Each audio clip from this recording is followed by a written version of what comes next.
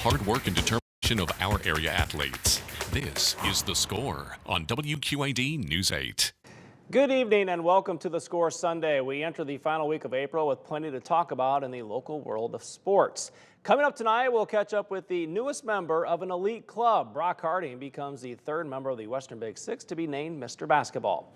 We'll find out why Moline softball has a family-like atmosphere and how that continues this year. Our FCA Story of the Week shows us why spring football is so important to local college football players. And we find out what drives one of the best high jumpers in the state. But we start tonight with Sports Director Matt Randazzo and this year's Mr. Basketball. Thanks, Cuff. He's gone from under-recruited and overlooked to the best player in the entire state of Illinois. Mr. Basketball, Brock Harding joins us now. Do I have to call you Mr. Basketball? No, we don't have to do that. Well, I'll let you slide for a little bit. But I might make you just you. Just me. That makes just sense. You. I totally understand. Mr. Basketball in the state of Illinois. What does that mean when you hear that and knowing your journey and everything you've been through? I mean, it's just kind of surreal. Growing up, I mean, I got to high school, I set all these big goals for myself, and everybody, you're crazy. You're not going to get any of that. State championship, individual stuff. I mean, it was just kind of, everybody sets those goals, and then to actually have all of them come true this year, it's just kind of crazy to think that work you put in, people you surround yourself with can get you to crazy places. All right, so we found out on Thursday, you knew Wednesday night. How do you find out that you won one of the biggest honors in high school in the state of Illinois? Sitting on the couch watching some playoff basketball, just got home from a workout. Coach Taylor, my dad says, Coach Taylor's at the door. I said, he doesn't just come over. He doesn't make house calls. He texts me or something that he's coming, but he's no text. He comes in, he said, "That a baby?" And I was just, huh? What's up, Mr. Basketball? I was like, what's up? Oh. That's something. I mean, still now it's just kind of crazy to think my name's up there with some of the biggest names that have ever come through the state. Yeah. You do know that you're not supposed to win it outside Chicago.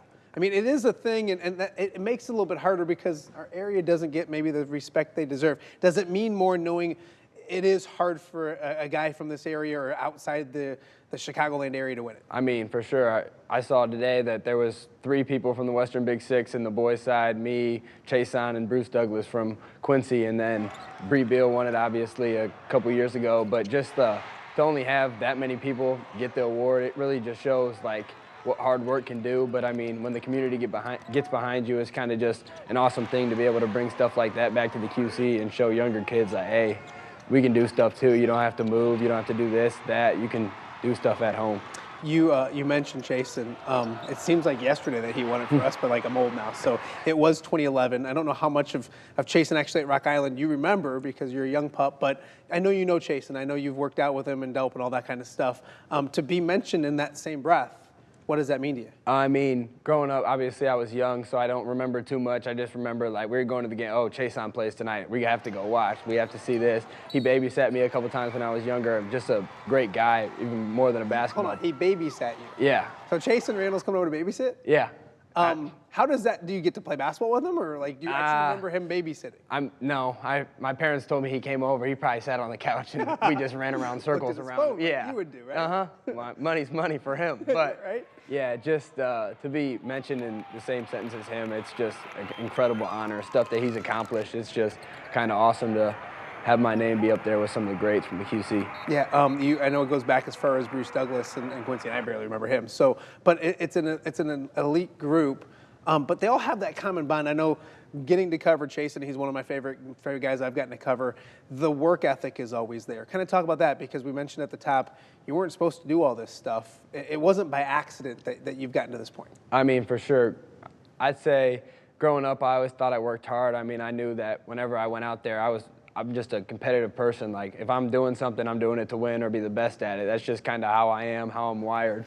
So growing up, I mean, I hit freshman year. I had an okay year, average around 10 points or whatever. If I really want to do something, I'm going to have to work a lot harder. COVID hit. I started working hard then, kind of just flipped my entire mentality. I was okay with missing out on some of the high school stuff if I was going to put myself in a position to do what I want to do for the rest of my life. So that kind of flipped the switch, and then just the people around me, the teammates I've had throughout this whole thing, I wouldn't be here without them. The coaches that have put belief in me. Coach Taylor is one of the biggest ones. I mean, the amount of thanks I have for him, I try to tell him, but I can't even put into words how grateful I am for him.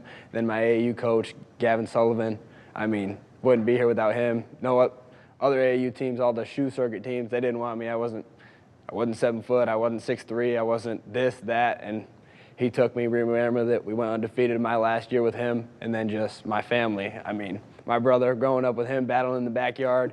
I mean, imagine. no bigger bully on the court than your older brother when you're 8 years old and he's just shoving you to the ground and going to score. So Is he still better than you in basketball? stop. Absolutely not. He'll tell you so, but I mean, He can hit a curveball better than you can.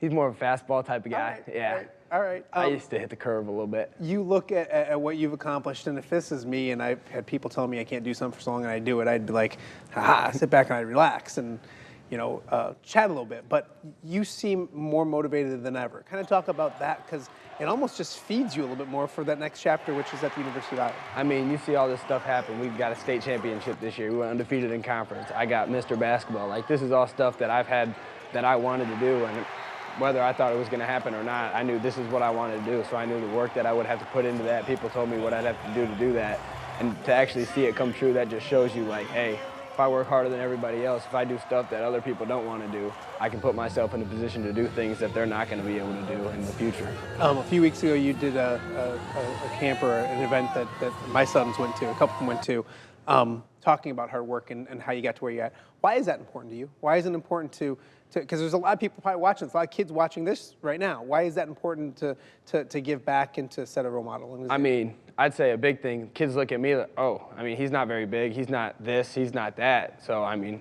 if he can do it, I can probably do it, and that's exactly right. Like, if you want to do something and you're passionate about it, whether that be sports, whether that be whatever you love to do, once you find that and once you truly know you love it, if you can work harder than anybody else, I mean, anybody can do it. You just have to be willing to be motivated, not even motivated all the time. You just have to be disciplined and really like want to accomplish things. And if you have that will to do something, I mean, you can do whatever you want to do. People see you on the basketball court doing big things and scoring points and all that kind of stuff. You just came from a National Honor Society night. So we got to talk about that because you got to take care of that part as well. And I think that's something you've done a fantastic job with. I'd say, I mean, people look at me on the court, wow, he's really good.